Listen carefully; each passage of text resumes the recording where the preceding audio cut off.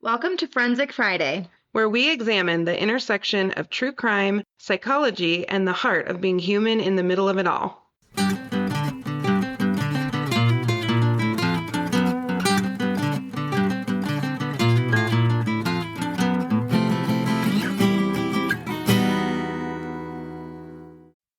I just finished Adolescence, and you were not kidding. It's crazy, isn't it? It's so intense. And I just want to pick your brain and Preston's brain and Garrett's brain about all the things. Yeah, it was an insane show. Well, I think what you didn't warn me about was how I'm going to watch you guys bicker the whole time. What you didn't warn me about was how intense it was in terms of what we do, because my heart was pounding a couple of times. Well, and really quick, I mean, we would have eventually watched this, but one of our listeners told us about this show. Mm-hmm. Right? So I want to give her a quick shout out. Diana, thank you. Oh, Diana, she's got a cute dog. Does she? A listener with the really cute dog.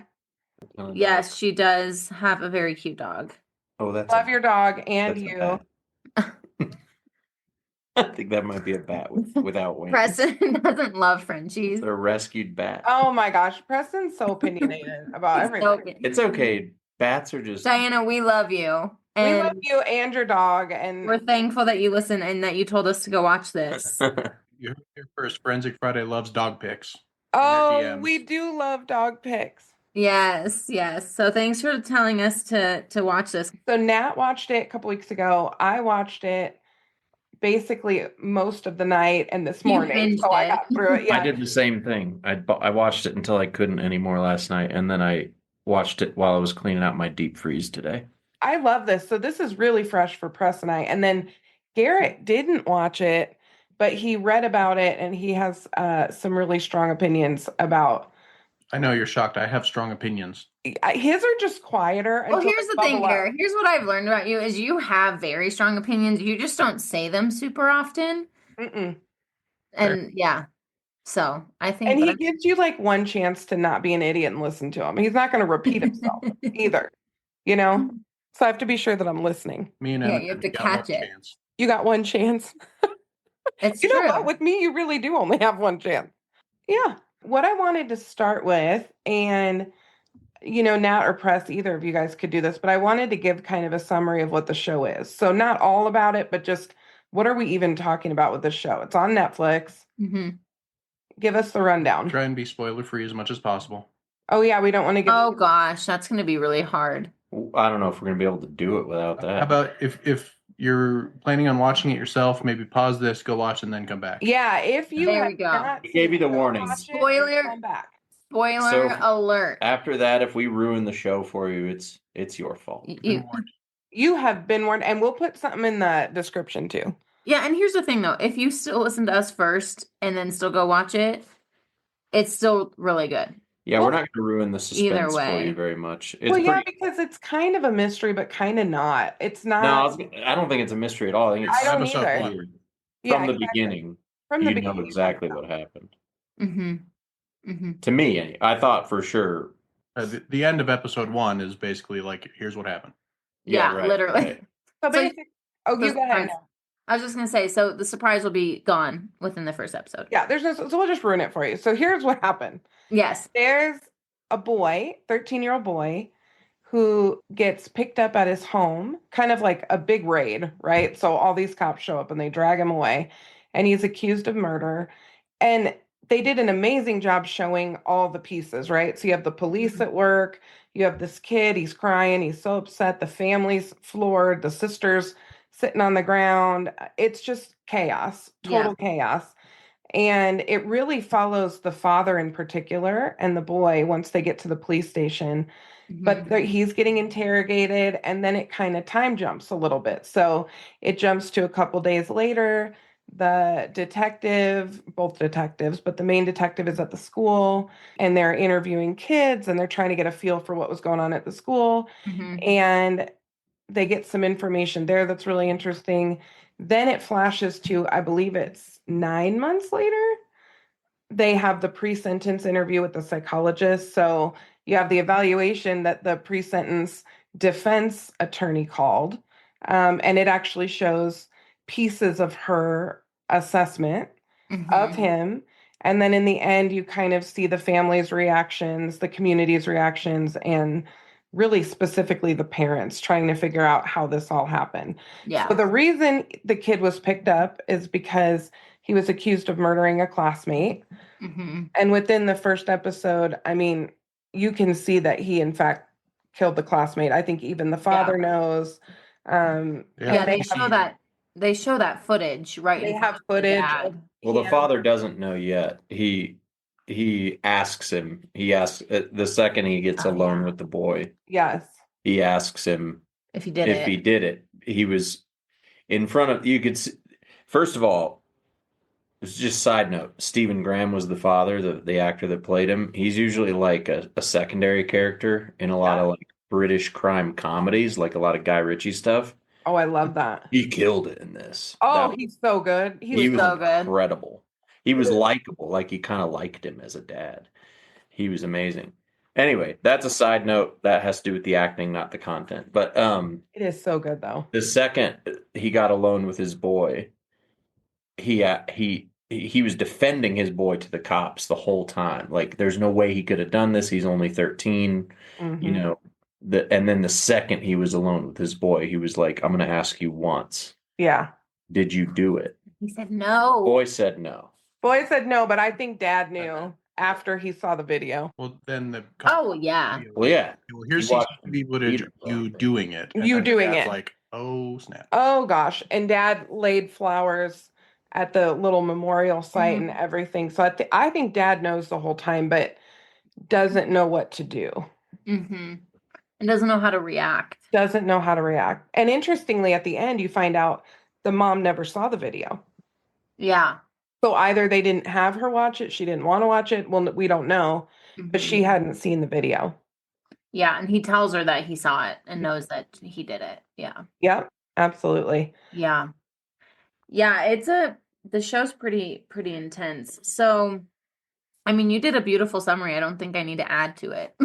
Beautiful. Go me. Well, it is fresh, seeing as I've been watching it for the last 5 hours. That's true. Yeah. Uh-huh. Except a little pause to sleep in there.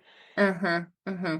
So the reason we wanted Press and Gare to join us is this is such, first of all, such a great depiction of what it's like to be a boy right now with some of the influences that are going on.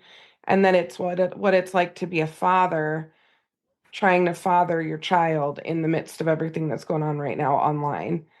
And Nat and I've alluded to this before, but we're going to do a full episode on red pill, all the things, the manosphere, but it comes into this episode in a big way. So Nat, why don't you tell them about what happened at the school when the detective gets to school? And I should mention the boy. detective's son goes to the school and is being bullied. Yes. So he has a little bit of a personal connection to the school. Yes. Yeah, so you gotta have some grace on me because it's been a couple weeks since I've watched it. But when the detective goes to the school, he's just trying to figure out what happened Mm-hmm. and like just get more information on the kids, really, and Mhm. the boy who allegedly hurt this little girl And his friends. and his friends. But yeah, it's interesting because his son, and it doesn't go into detail, I don't remember going into detail why him and his son don't really have a great relationship. Maybe it does at the end or something. I think he's busy with his job. I think that's most of it and just doesn't Okay. ask questions. Okay. But it's clear that there's like a little bit of a strain, but the son helps him kind of understand all these different things because what he finds out is on Instagram, there had been like, a bunch of interacting with these teens or preteens, teens or preteens, where they're like, well, they must have been friends because they're interacting in this way on Instagram, and none of the adults really understand what they're actually saying. Yeah, it was like the emojis. They were interpreting all the emojis wrong. Yeah. And the son just couldn't take it anymore. And he's like, Dad, this is embarrassing. Mm-hmm. Like, yellow heart means this. And I didn't know any of those things. Purple heart means yeah. that. Like all this stuff, Yeah. And it is interesting. I wonder, like, outside of that movie, how much of that is true. Probably a lot of it. The emoji stuff. Yeah, I don't know. I didn't know any of it.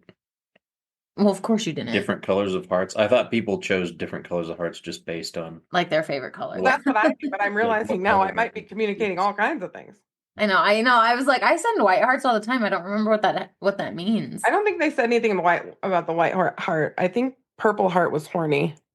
Gary, are you looking it up? Look it up. That's the one you remember. Of course.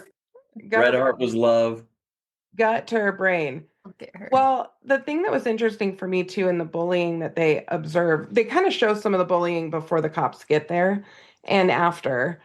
And it's really interesting because you see the power and control even happening at the school with the bullies, but they're also making comments about boys. And I think this is what we see with bullying, boys being like girls, boys being pussies, boys being emotional, whatever Yeah. the issue is, that there's a lot of that happening at the school. Yeah. So then it's not super surprising that a bunch of them were kind of into this, online subculture stuff. That makes sense. Yeah. Yeah. One of Yeah. the questions is, you guys have a brand new baby girl. And Yeah. she's amazing. And we have Mac, and Mac's in 3rd grade. He'll be in 4th next year.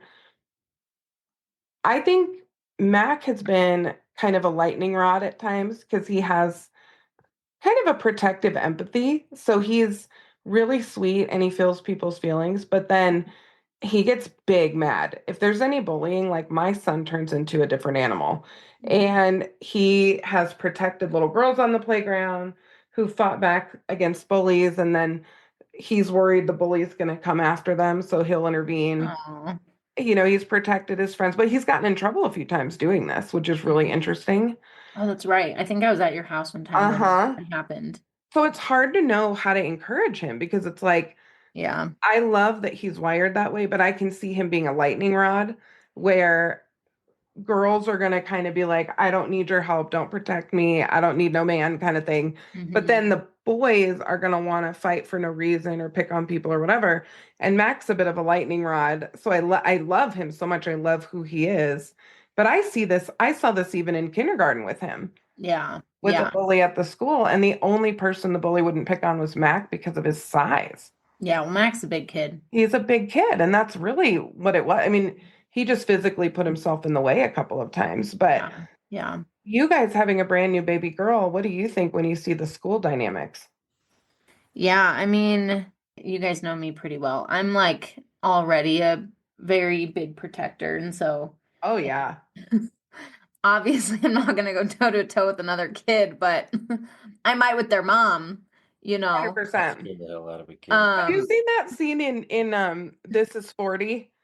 Yeah, probably. Oh my gosh, Yeah. it's so funny. Is it Leslie Mann? I can't remember who. Yeah, Leslie Mann. And Oh. oh my God, and they like get in that like screaming match in the courtyard. Oh, it's one of my favorite things. I would We have to need go to back bring and back watch the it. days where you can scream at someone else's kid. I prefer to use my calm words to make people. What? No. Reprimand someone else's kid. No. Well, Damn. yeah, like discipline for sure. Yeah. Yeah, not scream. Screaming at kids is not great. Give me a mom potentially though, if I had to. Oh yeah, I mean, I'd go toe to toe with a mom for sure. Oh yeah, or Um, dad. Oh yeah, for It's sure. actually more on brand for you and I is to take on the dad. We'll be like, yeah, you're adorable. Where's your husband at? Yeah. Or I'm like, I'm scared of women, so I'm like, where's your husband? So You'd rather talk to the husband probably. yeah, women are scarier in my opinion. It's interesting because with her being such a newborn, I haven't given it a ton of thought of like what's, where she'll sit, I guess, in school. Mm-hmm. Like I can't imagine her being bullied, and if she is, I'm gonna freak out and find who it is. But also like making sure she's not bullying other kids. Yeah. Well, that was the interesting thing in this too.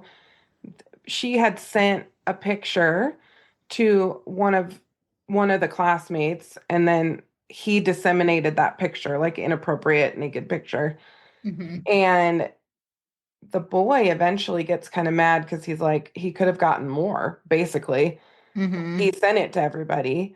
And that I would have a hard time having a daughter knowing the pressure that's on girls Mm-hmm. to be everything under the sun. I don't know. Yeah. What do you think? I think Mac is not going to have a phone until he's 30. Oh, That's what I think. 100%. Oh, I feel that way. Yeah, the problem Yeah. I see mostly in this story is social media and how accessible things like that are. Like I was bullied, like I was old school bullied when I was younger. Gare was too. That's better almost. I mean, it's like you can fight back or you can run away, but you can't really run away from online Like cyberbullying. like cyberbullying very well, because even if you don't see it, everyone else is seeing it. I think social media is disgusting. I really hate it. And I really think it's the downfall of humanity. It is the downfall of humanity. It's disgusting to me how even the tiny things that we don't even notice yet, of how it's degrading human connection, of how it's degrading, it's making things too accessible, it's making things too easy. It's, I mean, boys always had those tendencies, but girls weren't sending nudes around the schools. Right. Boys, like, hormones were going just as much as they are now, but it was a mystery. It was, the accessibility wasn't. It was as old school. easy. Like you didn't know what those it was. What's that documentary that we watched that was Social Dilemma. It's so good. No. There's another one we watched. It's Yeah, what? no, Social Dilemma talks about this too. Yeah. So to me, I see that and it's pretty. And boys always had this pressure from other boys. This is not a new thing. It's been all of history. Where does that come from, do you think? It's inside of you from birth. What do you mean? It's the animalistic side of a human being. Sexual nature, pressure from other men, competition, that all of it, right? And we're supposed to be taught by our parents how to manage it. But it's there. It's always been there. It's not this new pressure that's on us because of society. It's done in a different way because we have social media now. But yeah, it's always been there. Well, let me backtrack just a tiny bit because I agree with you totally, Preston, and I have a whole heart section. But I'm curious, Nat, when you saw the pre-sentence interview, my heart was pounding. You and I know what it is to do some of those interviews. I don't do pre-sentence right now, but we've been evaluators for the defense or the prosecution. I've done a little bit of both. What do you think the psychologist saw in that one moment? She met with him more times than the prosecutor's clinical psychologist did, and she's trying to not get any information. But when he shifts and he gets really aggressive, what did you notice in her, and how do you think that might affect the evaluation? Well, what I noticed, I mean, she was scared. She was scared. She was really scared of an adolescent, of a teenager. And I think she saw a shift in him that doesn't show up in a lot of teens. Right. So we get into the psychopathy spectrum and how early that kind of thing can happen and how early it can show itself within individuals. I think, I'm not saying teens who have aggressive, tendencies are on the psychopathy spectrum necessarily, but the shift that she saw was different than just an aggravated teenager. There was power and control dynamics. Yes. Yeah. I mean, there was manipulation to a point where it was like, he was too skilled at what he was doing. Physical intimidation, standing up over her. Oh yeah. Yeah, and how I don't know what you mean when you ask, like, how do I think it affected her evaluation? I think it told her a lot. Well, if her evaluation. If he behaved that way in an evaluation, there's a section of every evaluation that's clinical observation. So you have your case conceptualization, but then you have a clinical observation of what's happening in the room. And I think she was really trying to see how capable he was. And I think she was sympathetic in the beginning a bit with the hot chocolate and the marshmallows and all that. And some of that's rapport. You need to have rapport, especially with a kid. But what I saw as an evaluator is there it is. I Yeah. think for her, it all clicked. And Mhm. she went, oh my God, And he that's what killed this happened. girl. Yeah. That's what happened. That's what happened to this girl is And he would do it again. I mean, that's the thing Which- is like when you, first of all, we don't have nearly enough information to say if he was psychopathic or not. No. I would lean towards not with the level of emotion that he had, but he had zero emotional regulation when he was triggered, Yeah. you Yeah. know, which Yeah. explains why the murder was so, the violence But was do you so think intense. Do you He- think he was sympathetic though, like to killing her? I don't No. think he was. No, I but think remember, the tears were more He for realized, himself. if you remember the scene, I think, side note, we're commenting on a fictional story. oh yeah, but you can tell they consulted I know. real psychologists because But- the questions were good. Yeah. Her affect was good. The things she was looking at were really accurate. Yeah. He got mad when he realized he slipped up. Yes. He lost control. When Mhm. she said we're done, he was no longer being pursued and he was no longer in control. Well, Yeah. that was right after he realized he said something that gave him away too. Yeah. Well, he said something that gave him away and he didn't control himself. And because Yeah. of that, she said, we're not going to meet again. And then Yeah. he's like, oh shit, I'm leaving her with this. Mm-hmm. This blow up. Yes. I didn't mean to do that. He would have loved it if she was coming back another time. He was living for this. The intimidation was Oh, he loved it. a little bit intentional. He enjoyed scaring her, Yeah. right? That's a little psychopathic. He enjoyed scaring her. But he had big, big, big feelings. And you can see the shift in her clinically when she's like, oh, I have what I need. Yeah. And that just lit him up like a Christmas tree because he Yeah. was so flustered. Yeah. Yeah. But as a clinical, so I helped with a case one time. This is somebody not in a clinical context. This was a friend. And the man had such poor emotional regulation that he literally in his interview in a custody case started trying to record the interview, got combative Oh, with the yeah. person. You Uh-huh. told me about this. Oh yeah, you know about this. I've shared this with you. And I remember thinking, my God, man, if there was ever a place to behave yourself, it would Mhm. be here. And he couldn't do it. It is interesting when they lose it during just the evaluation. It says a lot. Well, people think that psychologists, we're all, I'm not even a psychologist. We're soft and smushy and whatever. But the truth is, with 99%, 98, 99% of the people we evaluate, we can get under their skin. We just can because it's not that hard. Mm-mm. Every once in a while, you meet somebody who can stand up under an evaluation and not lose it. Yeah. But wouldn't you say, Nat, most of them crack at some point? And we're not investigating them. We're just asking good The questions about how they're questions. feeling, and they will lose it one And way then or they another. lose They'll all start the- yeah. crying. They'll yell at us. They'll Yeah. admit something. They'll get super defensive about something that you're like, I didn't even know I was probing that. Absolutely. Mm-hmm. So I thought that was pretty true to form. And one of the things I wanted to say is when I worked with juvenile sex offenders, when I first started working in the field, oh, Nat, they were so, first of all, I want to say this kindly, because the time when you can intervene with a sex offender is often when they're a juvenile. That's Yeah. when we have the best hope of having a good outcome. But oh my God, Natalie, their behavior was terrifying. They would stay in the bathrooms and try to be left in there overnight or try to get left in there long enough to be with the staff that was there in the evenings. I mean, there was a Wild. lot of weird behavior. Yeah.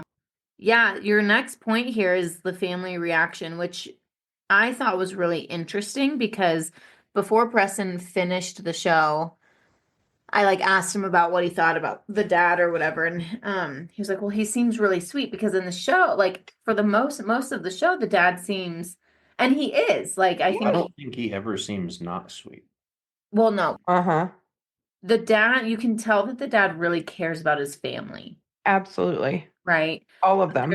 There's moments where he wanted his kid to be a little bit tougher, Hmm. right? Like when he was watching him play football and stuff. Yeah. And But- that he had this sense of, it wasn't even frustration, but it was and you say he seemed embarrassed. Yeah, it was shame. Yeah, that his son, like that he was feeling that way with his son, Mm. and that his son wasn't man enough or whatever. And the son saw it. He was able to say, and my dad looked away. He would look away when I didn't do But well. the dad was responding to his own father beating the hell out of him, and he Yeah. was saying and treating him a certain way. So his response when he was embarrassed of his kid was Better than what he got. to just be silent. Yeah. Mm. And I don't really, I mean, it's like every parent is going to make mistakes. I don't, through this entire show, I was waiting for the dad to become a bad person, like for it to come out. Mm-hmm. I think he was a great dad. I think that he was trying to do the best he could and not be his own father, which Yeah. is a story in my own family, by the way. I mean, Oh yeah, it is with this guy too. yeah. Yeah. So Well, but that's part of it, right? So there's these intergenerational patterns and intergenerational violence, if you will. And the dad wasn't violent, right? Like, thank goodness that the dad wasn't violent because he experienced violence. But there's still this pattern of you still have to be tough. And if you're not tough, there's still this part of me that displays disappointment. Yeah. I'm just not going to display it the same way because I refuse to be. And we hear this all the time. We hear Yep. people say this all the time. I refuse to be like my dad. Yep. Right. All of our most of our DV dudes are like, say that, right? I refused to be like my dad. And I ended up doing something similar to what my dad did. Mm-hmm. Maybe not the same. Maybe I wasn't as bad, but I still Right. did the thing. Or I still did some form of the thing. And so for him, that was the trickle down, right? So it was some form of that shame and disappointment, right? Coming out on his son, even though it showed up different. And I agree with you, Press. I think he probably just did the best he could with what he knew. when it showed him interacting with his son, I don't think he ever meant to show his son his disappointment. No. I think he was trying to show his son love. And Mm-hmm. I think that if he could have chosen it, he would have chosen that his son never noticed his disappointment on the football field or when he took him to do these things that Mm-hmm. athletic or, whatever you want to call it, and he wasn't good at them. I think he would have chosen that his son didn't notice that he was disappointed, but he did. He noticed. Yeah. Gary, what do you think about that part? Oh, you didn't watch it. No, I mean, No, but I watched bits and pieces and I kind of read through it, and I think it's, I mean, I think there's a lot of societally, we are moving toward empathy in general. And I think there's probably a lot of generations of people. I mean, Preston mentioned this. I mentioned it for myself that I know, the real toxic stuff. So I'm going to endeavor to be better. And there's still going to be ways, what's the saying? I'm not going to screw my kid up the way my parents screwed me up. I'm going to invent whole new ways to do it. I have heard that. But I think, in terms of this, is it better? Yeah. And I think a lot of this story from, my understanding of it is that it's not even necessarily that the dad was so bad or the parents failed in some way. It's just the outside influences that they didn't catch were outsized compared to the influences they themselves had. I agree with that. I agree. I think the whole movie is about, or the whole series is about the tension between what this kid was exposed to online versus in his family with his father had an anger issue, tried to do better than his dad, also tearing apart the shed. When he shared that one story, I was like, ooh, in Colorado, that's domestic violence. If you tear up something in front of your family, in front of your children, that's domestic violence. So I believe dad was trying to be better. I find him to be a very sympathetic character in the series. I actually really like the father in the series, but he absolutely feels like one of our clients in the sense that he doesn't emotionally regulate very well. He has had a negative impact on his family to a degree. They also adore him and he's a good human and loves his family. Like all of those things can be true. He literally reminded me of one of my old clients from back when I first started. Absolutely. And that's why a core competency when we work with these men is an intergenerational violence. Garrett, I don't know if you mind me sharing this. Yeah. Okay. So Open book, you sure? Yeah, I'm a chronic overshare, so knock yourself Oh out. yeah, I know. No, I share on Chronic overshare.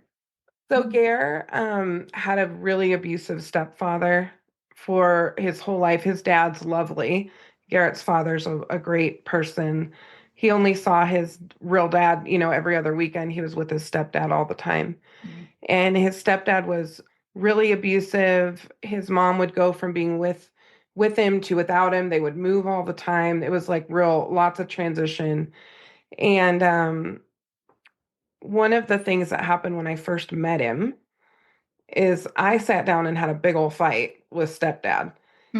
And Gare and his mom were like out. It was a sight to see. It was a sight to see. And I show up in my little, my little blonde hair and my little pink, whatever, And I sat down with them and I was like, you don't love your kids unconditionally. You know that. I mean, I let him have it.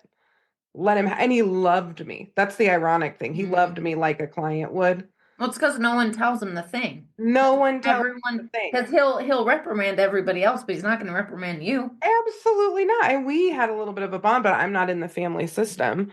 So I'm curious, Gare, for you, growing up with somebody who was the epitome of power and control.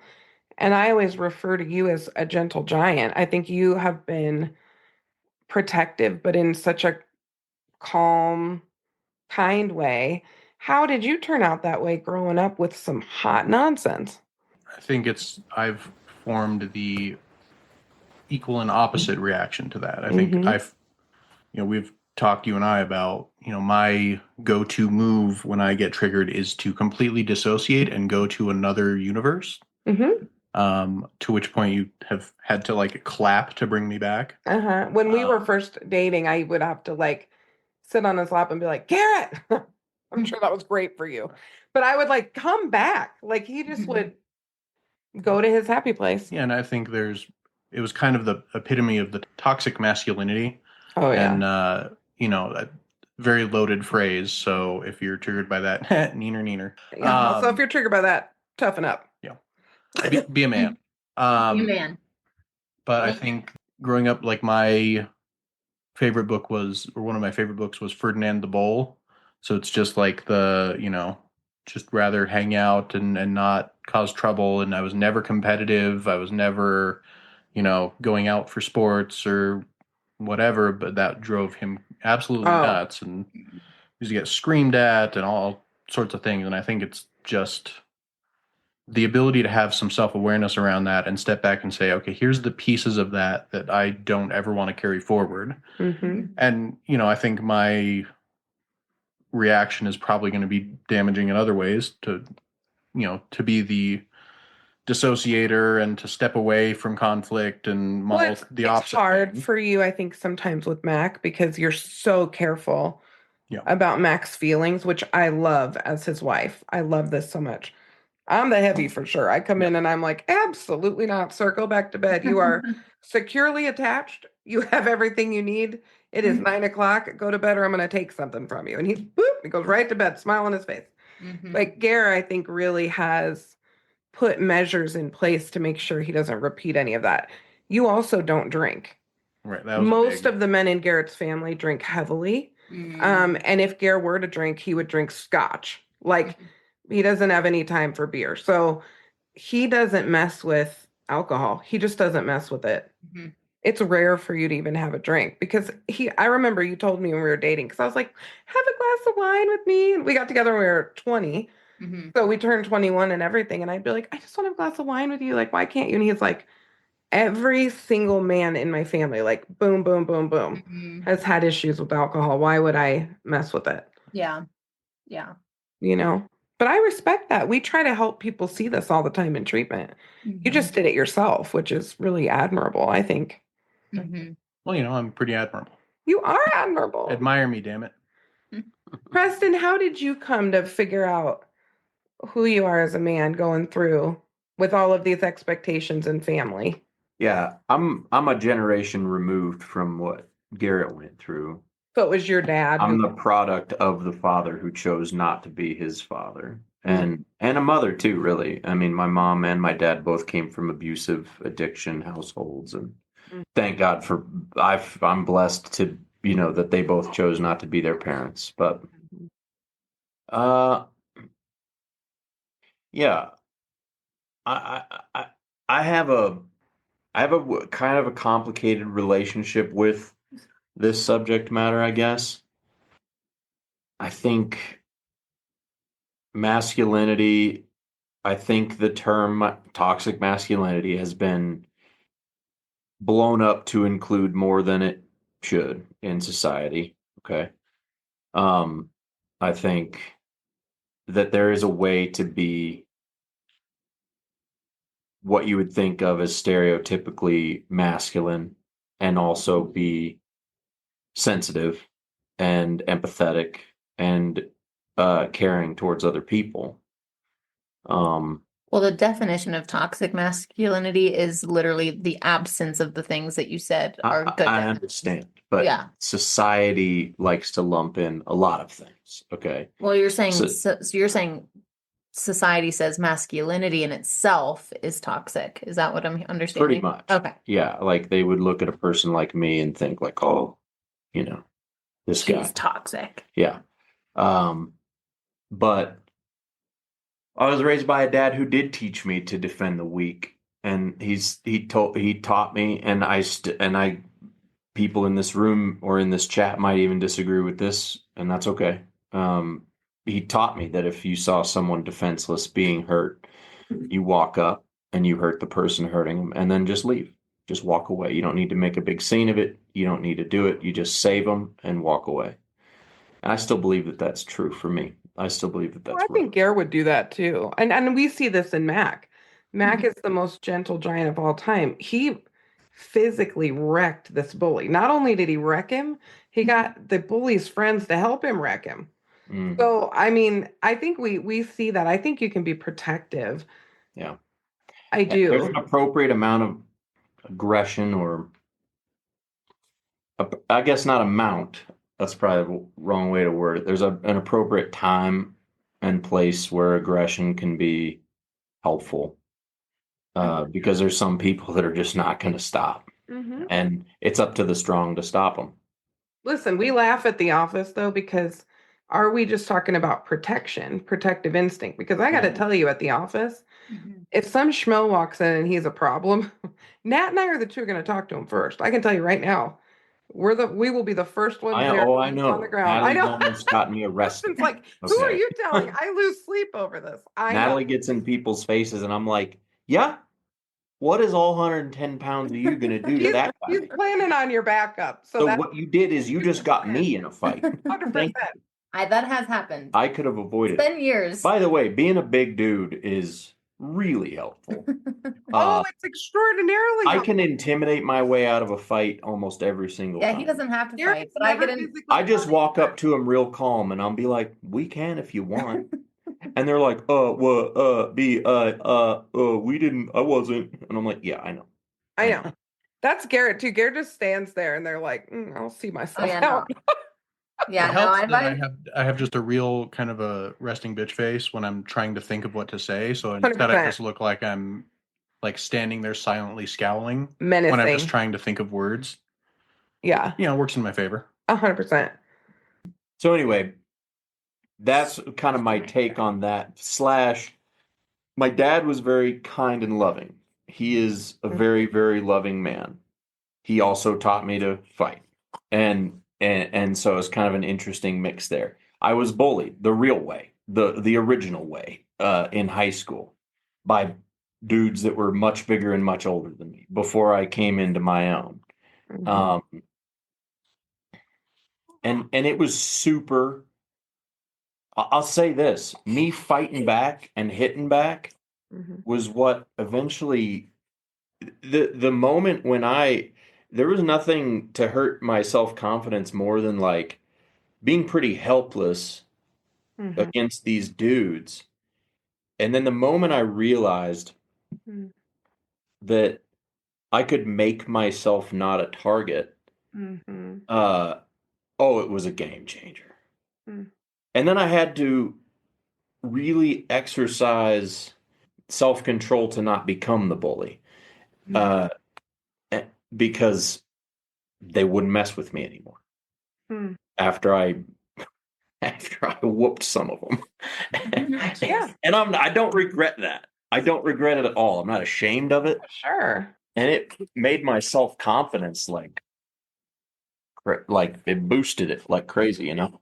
Yeah, I think that when we're talking about the manosphere and sort of this crazy thing in the internet, like deep down, there's a lot of anti-woman stuff happening. And I think some of that is in reaction to and a generation of men feeling a little bit lost.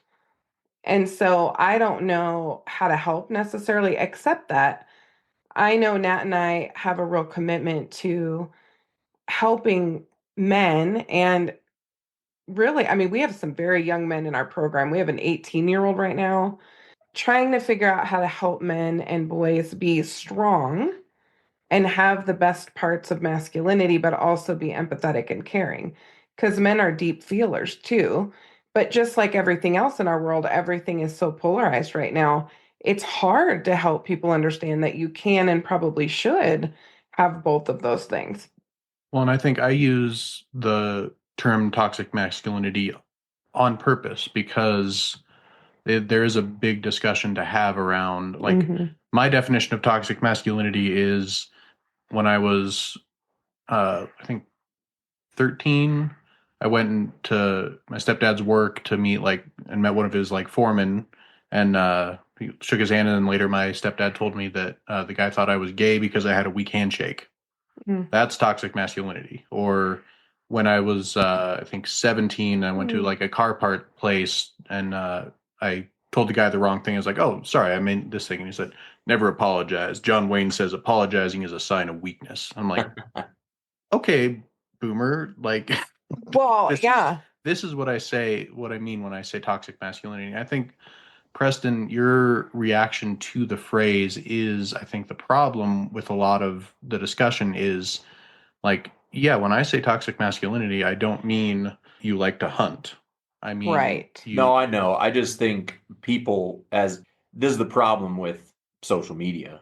right. I wasn't offended. I wasn't like Yeah. accusing you of what I said. I'm just saying that social media gets a hold of a buzzword or a phrase, and then they just make it into something, and people generalize and judge. So if you just look a little bit like that stereotypical version of what they think that means, you know, Like big and bearded, to be honest. big bearded, the things you like to do for fun, do you like guns? Do you like lifting weights? Do you like to go do it's like, oh, this guy must be one of those types, Right. So I wasn't accusing you of that. No, I didn't think you were. Well, And I think the flip side of the coin is that I've never been that guy, and I've never, I'm a big dude. I've never. You're big and been- bearded. Yeah, I've never Yeah. been hunting. I don't enjoy the thrill of competition. I don't, Jeannine likes football way more than I do. Oh God, I love it. Us too. Oh, I can't stand sports. Yeah, same. So I think being Preston's also not very competitive. I think being the one Not growing compared up, to me and you, Nat. Yeah. It being the depends one on what it growing up is. Not conforming to that traditional masculinity is kind of like the bullying that I got always, because I was always bigger than everybody else. I got bullied from at least 2 arm lengths away. Yeah, nobody But it ever was- bullied him up close and personal. Well, they didn't dare get close enough, but they would, throw chunks of ice at me and stuff from a long ways away. But Like the chicken shits they were, am I right? Okay. anyway, Makes me so mad. but I think not coming from that, having the bullying on the other side of the being not traditionally masculine, and that makes me a sissy, or whatever else you want to call me. I think there's that piece is what people use right now in this. And then coming back to the show, talking about the online, bullying, the manosphere stuff, the red pill stuff, is they use this, at a coworker call it the suitcase word, which is, a word that when you unpack it, there's so many more meanings to it. And they use this to say, well, they said toxic masculinity. That means they think that all men are toxic. I'm like, well, no, nobody said that, but they can then use that as an in to get these, hearts and minds to start training the algorithm. And I think when we talk about social media as a data scientist, one of the most toxic things about my whole career is the way algorithms are used, because eyeballs equals dollars. So if they can capture your attention, draw you in, then the TikTok, Facebook, Instagram, whatever will just continue to feed whatever makes you feel the most outraged or whatever validates the Absolutely. opinion you currently They have. keep it coming. And that's Yeah. how you end up like this kid in the show, where you are going down this thing and it's very difficult to pull out. And one other thing I was going to say that Jeannine talked about, the juvenile sex offenders or like the younger people being more intimidating because they don't have the self-awareness. The same thing about like men tend to age out of the red pill stuff because it just they don't care anymore. But the analogy that I make is, if you'll bear with me, rattlesnakes.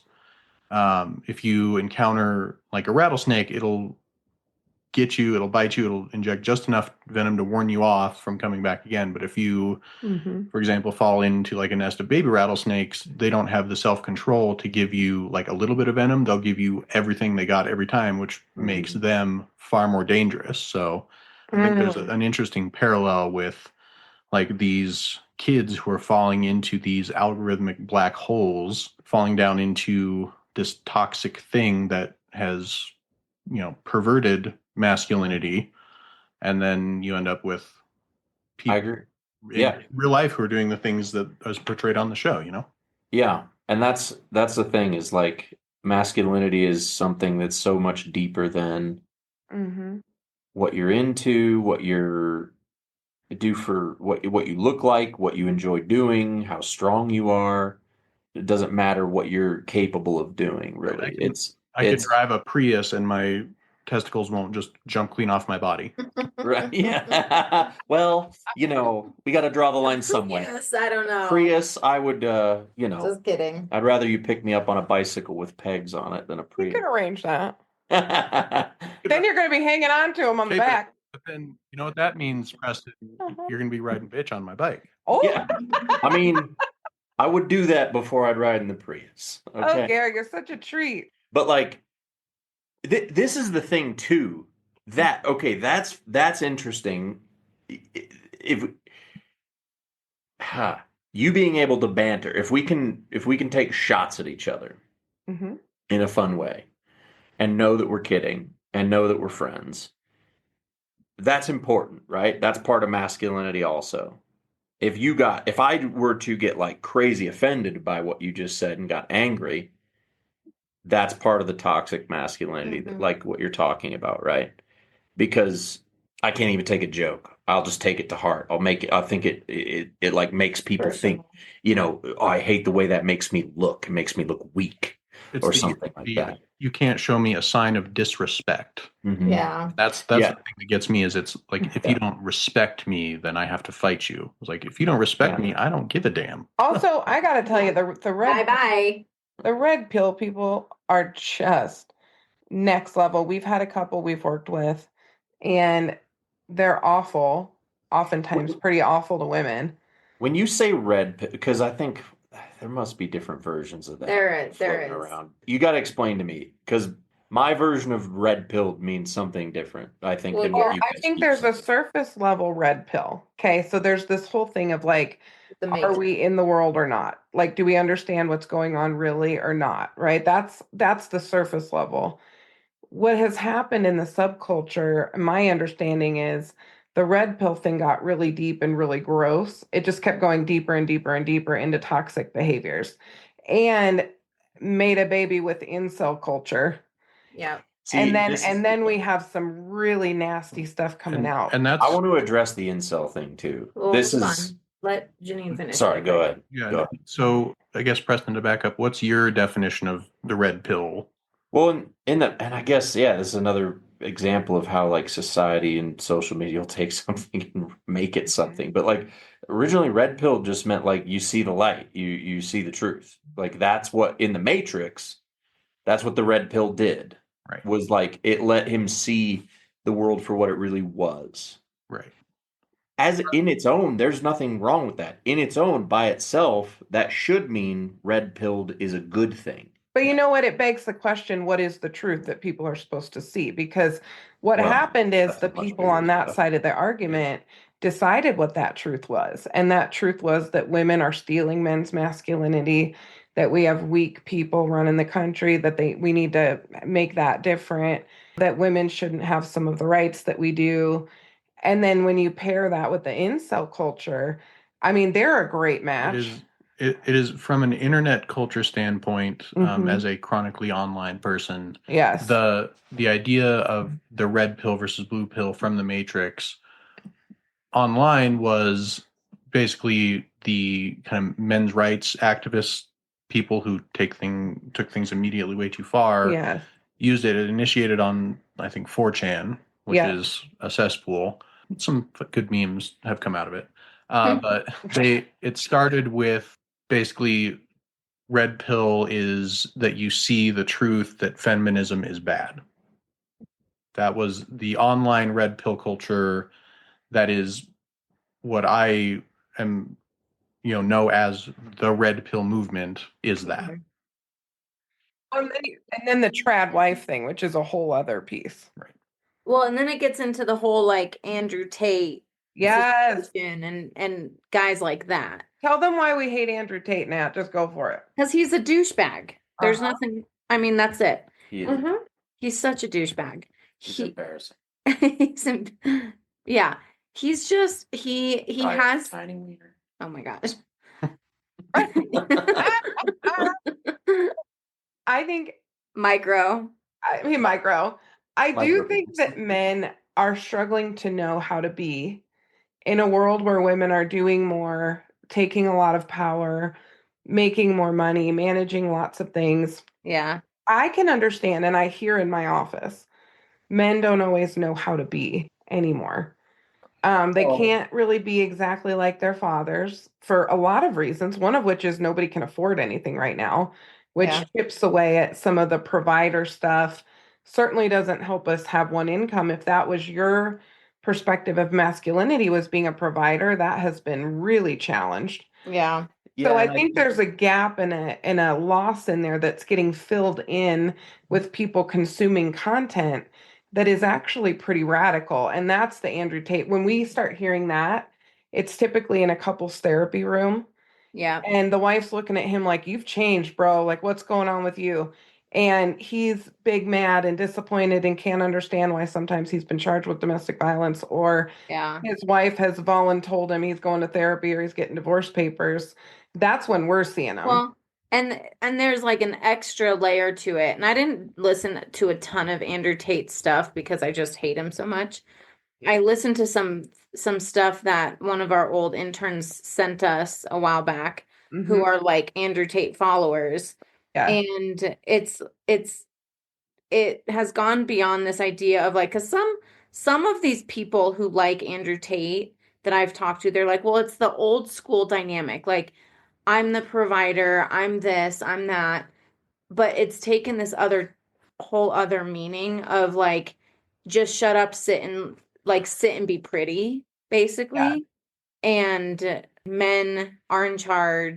And then women are like, oh, you think I'm pretty?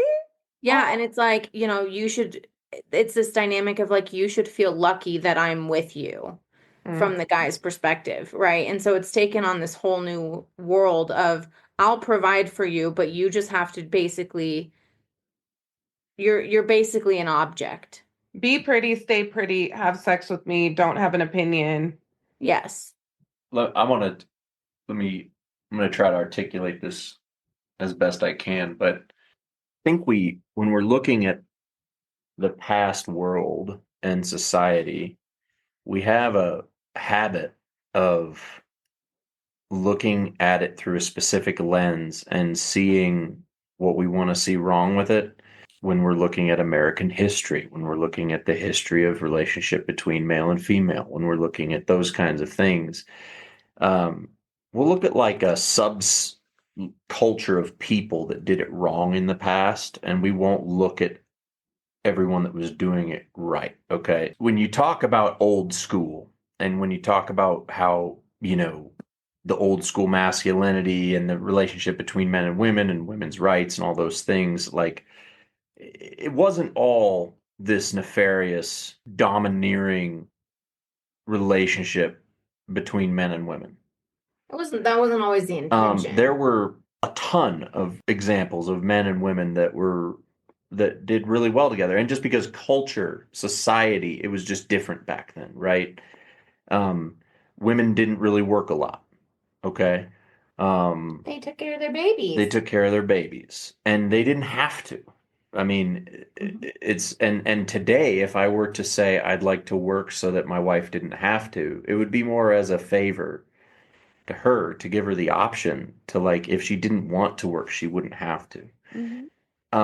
There's nothing toxic about that. Right. There's a lot of things back then that were just so different, and it's just the reality today that it's like almost there's not a lot of households that could survive without two incomes. Let me say something real quick. I'm not saying traditional is toxic.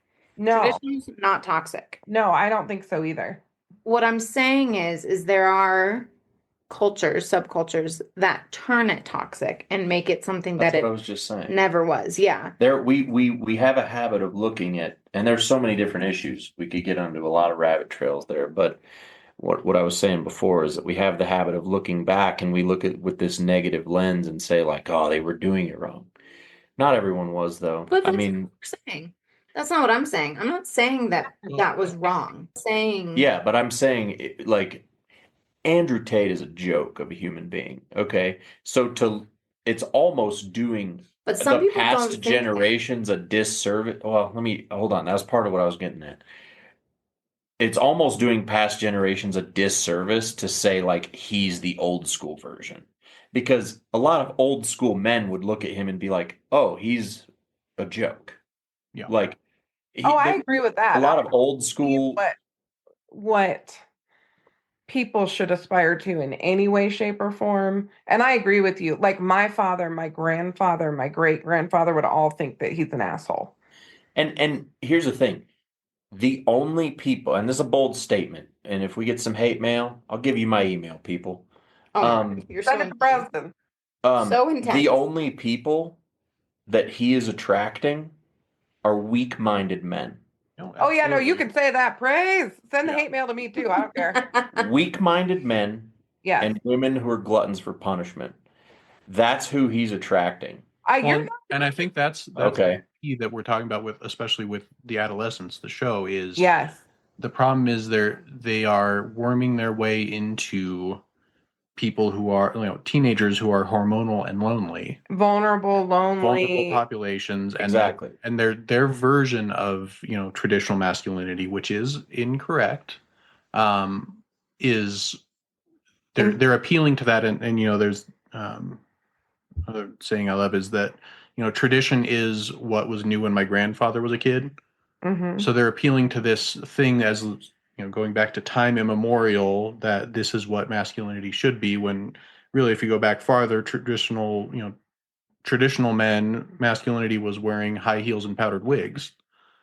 That's what the manliest of men. Or if you go back to the 80s, manly men wore neon midriff bare tank tops. Like that's what the cool manly men were wearing. So Yeah, it's all different cultures. No, you're and right. I think there's a cultural lens to this. I think the key for me that takes it from like the traditional, true traditional masculinity that we have now that is different is that your wife has a choice whether she wants to stay home and be provided for versus if she wants to go, have a job, she can. Own a Whereas home, whatever there's she can. a significant portion of time where that wasn't an option. So, one of the things that these folks appeal to is, the divorce rates are so high because, women just don't want to stay with their man. Well, no, the divorce rates were low because you physically couldn't divorce your husband without his permission. Well, and listen, you couldn't get That's a pretty long time ago, though. not no so 70s. here's a fun question: is when do you think that women were able to get a credit card under their own name? I have no idea. 1972, I think. When your mom was a teenager. Yeah. My parents were just getting married then.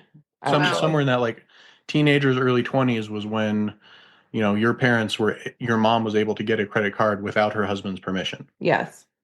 is not that long ago. Yeah. It's more recent than we know. And one of the things to think about, though, when we're talking about the show, Adolescence, so these are two full grown men talking about this who have children, Right. wives who adore them, right? This message, when it lands, like you were saying, Gare, on a lonely teenager, what we're talking about is entitlement to sex. And if they can't get sex and get the girl that they want, they're getting swept into this movement. And we're going to see this even with Brian Koberger. The username was Papa Roger. Well, Elliot Rogers was the one, right? Wasn't that his name? The one who did the shooting in Santa Barbara? I don't remember. I'm almost certain. So the bottom line is that it's getting militarized with our young people because they're not even thinking about the needs of a family or anything. And you see this in the father. The father's going, I need a job. I got to protect my family. I got to go, scrub the paint off the car. I got to take care of my wife. Nobody can see me cry. He's feeling all of this grown man stuff. But the kid, really where this originated was he was bullied a bit and felt entitled to sex and couldn't get it, and ultimately was enraged. He asked this girl out.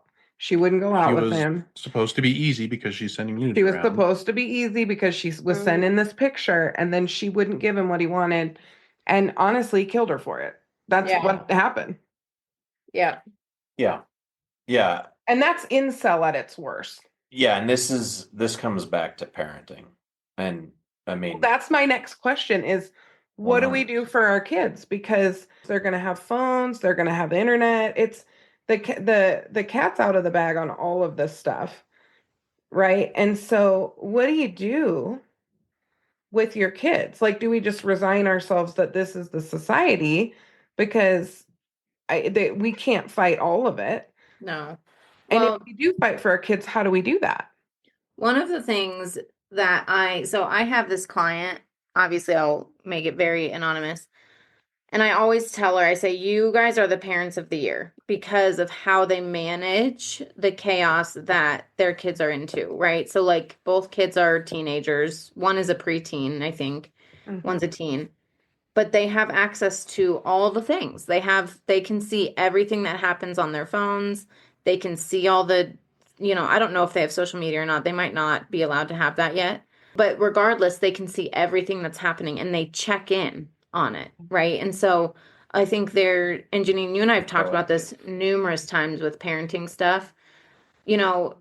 Kids can have some privacy, but it's not much. Like there's not going to be much that happens under my house that I don't know about. There's not going to be conversations. You want a long time to read a book. Good for you. Yes. If you want. But I'm going to know what's going on your phone. Right. Absolutely, yeah. And I will check when you're sleeping.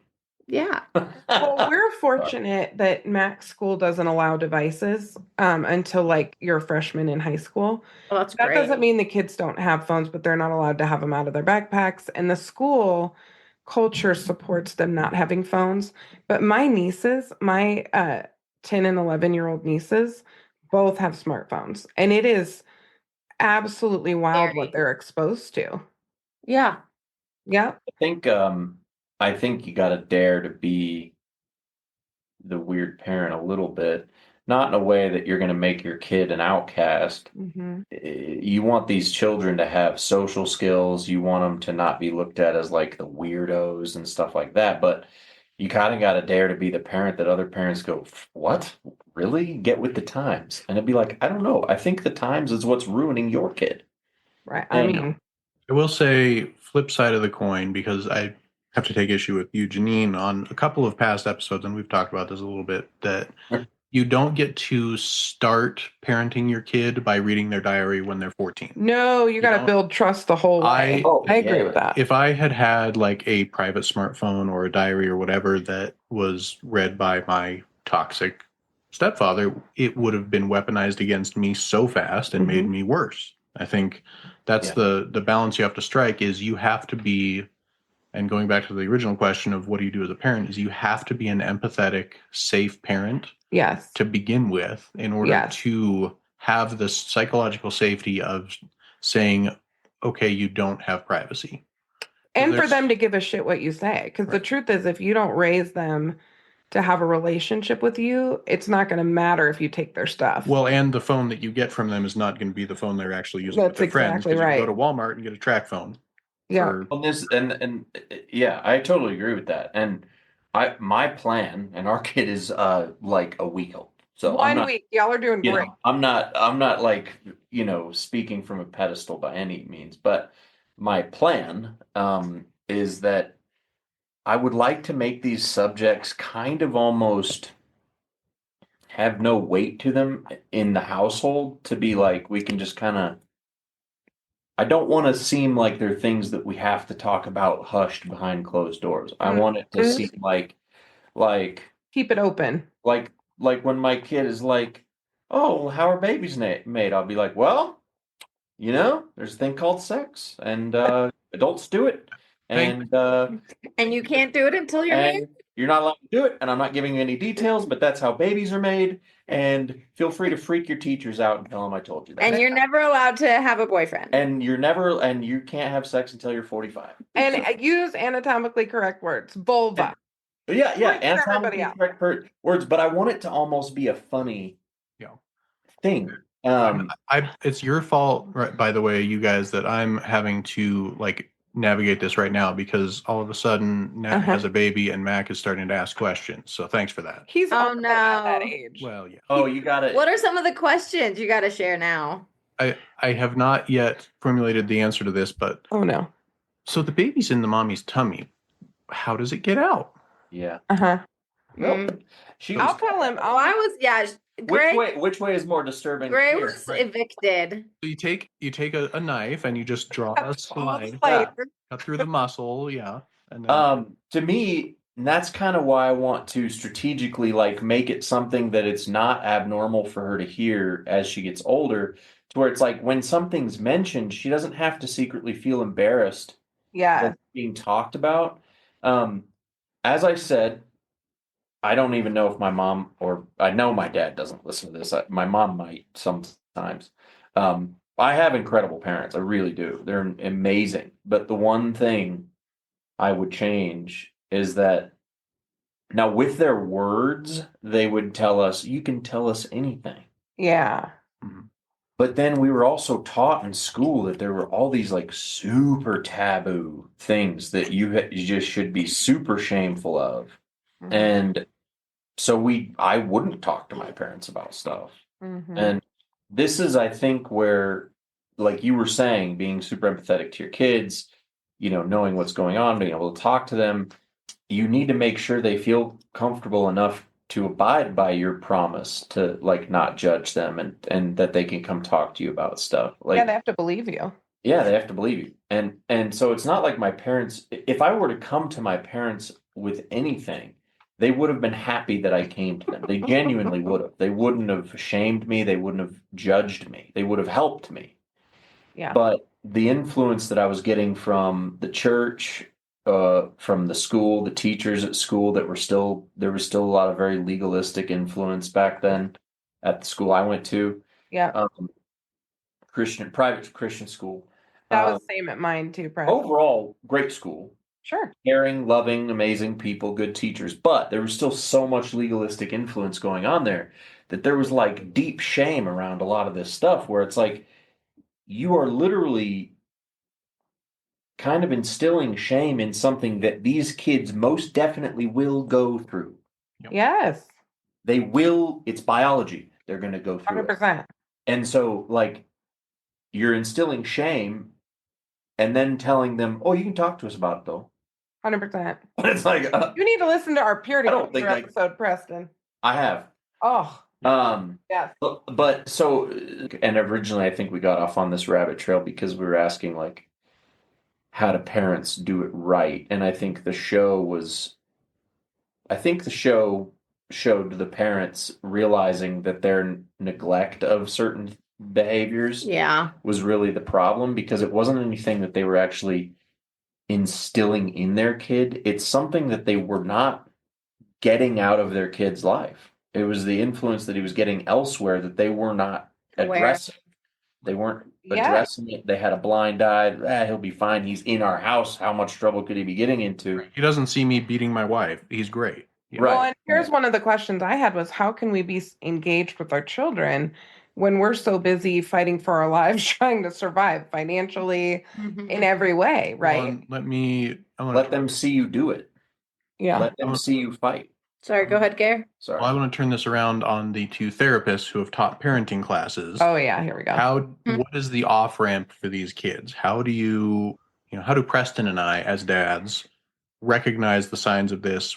How do we off ramp this? How do we bring a generation of preteen boys back from the brink? We kind of talk about this a little in Columbine Hmm.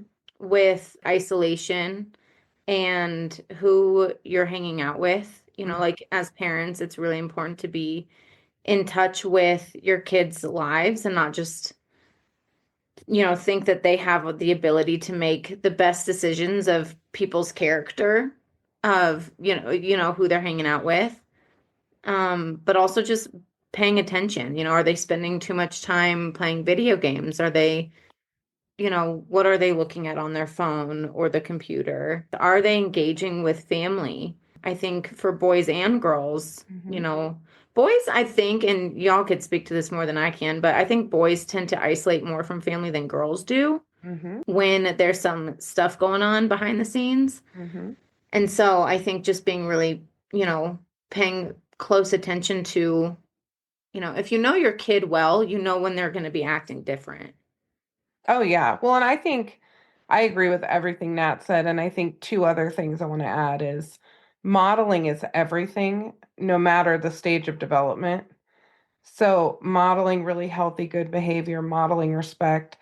I think it's going to take y'all's generation of men to bring them back. That's what I think it's going to take. I think it's going to take raising the younger generation better and different.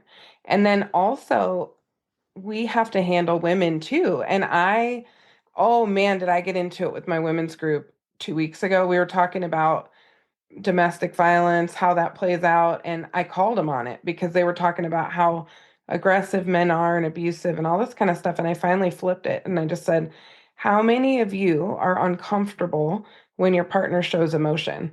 Every one of them. How many of you have called your husband a pussy or made fun of him when he's had a deep emotion or an emotional reaction? Every one of them. Jeez. So we as women have to make room for men to have feelings and be okay without emasculating them. Yeah. We as women have to be empowered without emasculating men. And we haven't figured out how to do that yet. Every sitcom has a mom who takes care of everything and you don't see her sweat, and a stupid dad. That's what's funny. You have a stupid, helpless dad and a mom who's uptight and annoying and nagging, but is handling everything behind the And scenes. slings insults at her husband. And Yeah. slings insults at her Laughs. husband, right? And I know, Yeah. and Nat and I say this over and over again, men are very emotional in our therapy offices. Men have deep feelings. Men feel emasculated, feel attacked and criticized ad nauseum by the women in their lives. So Yeah. women are part of the solution as well. Yeah. I actually have a theory, and I've said this before.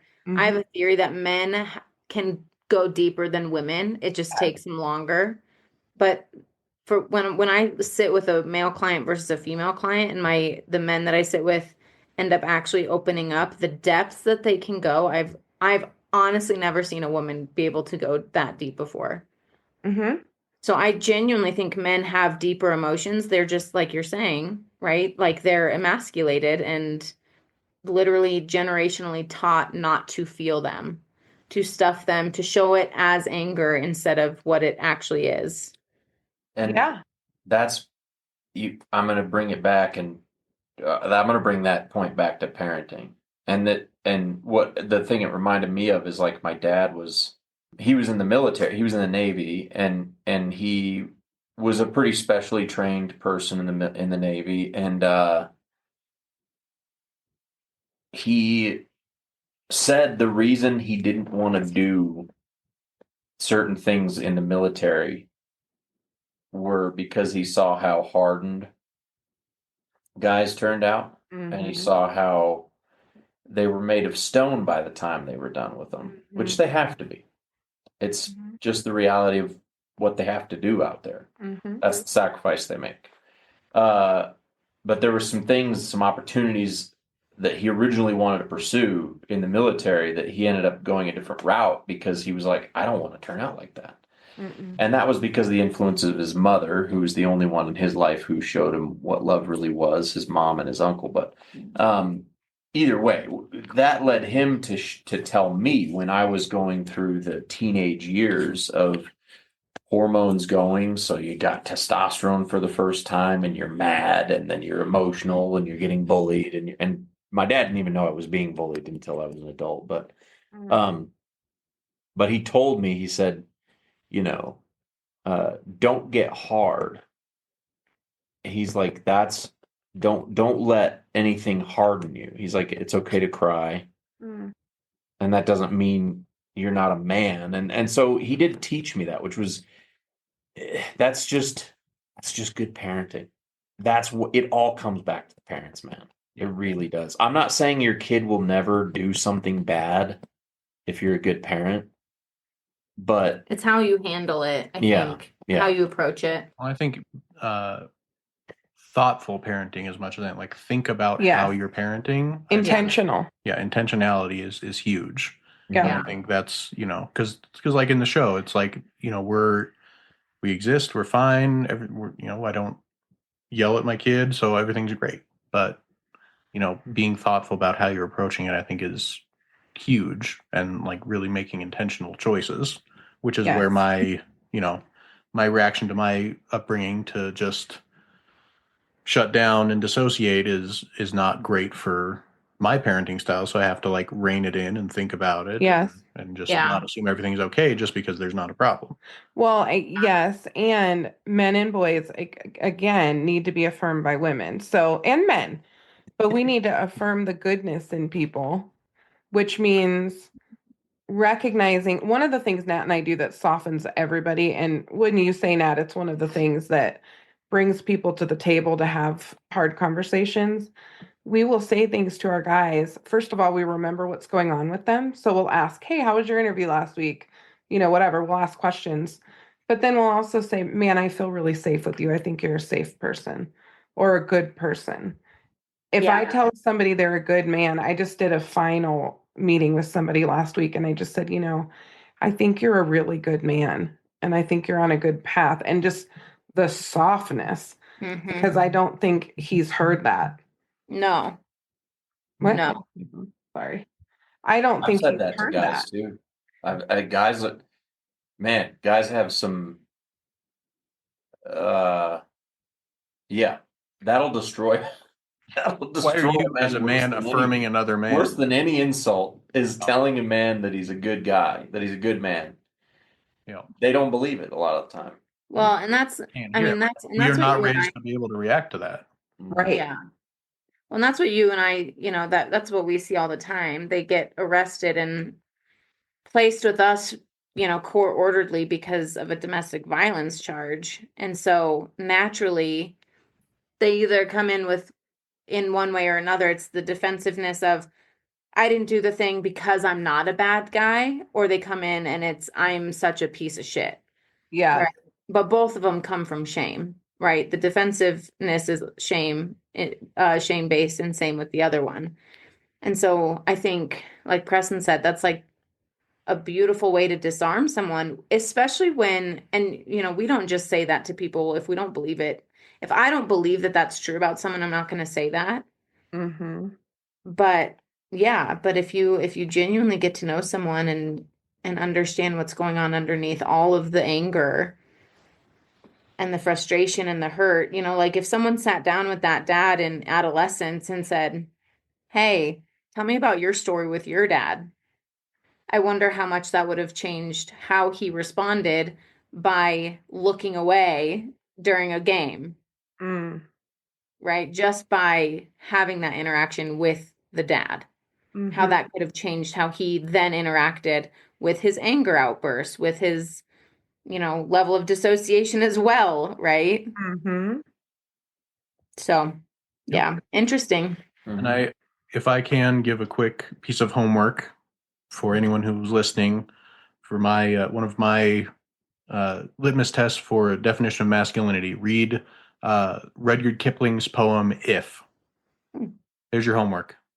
Okay. Cool. Then tell us in the comments what you think. Yeah. Done. We're going to have to post that for sure. I'll find it. Is it going to make me cry? I don't know. Probably. It's not that. I mean, Probably. it's not long. It's not a big deal. It's a poem. It's good. What does it mean to you? Well, I guess we'll have to Ah, read in the comments. we have to have him back. Or you can just put it in the comments. Yeah. Yeah. Awesome. I was gonna say there's our response to Adolescence and a few rabbit trails for our people. Yes. We really appreciate you guys listening. Again, thank you to our listeners who tell us some of the things to watch and some of the cases to do. We are still working on some of the cases that you guys have mentioned, so I promise we haven't forgotten about you guys.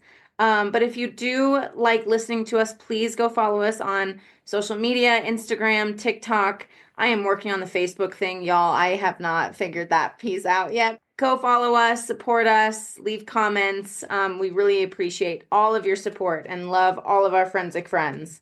Y'all, we really do need you to follow us, but also check out our merch at forensicfriday.com. We have some new unhinged merch that just dropped, and we'll be outfitting the hubbies because they're going to be working on tables with us at a conference, also at CrimeCon.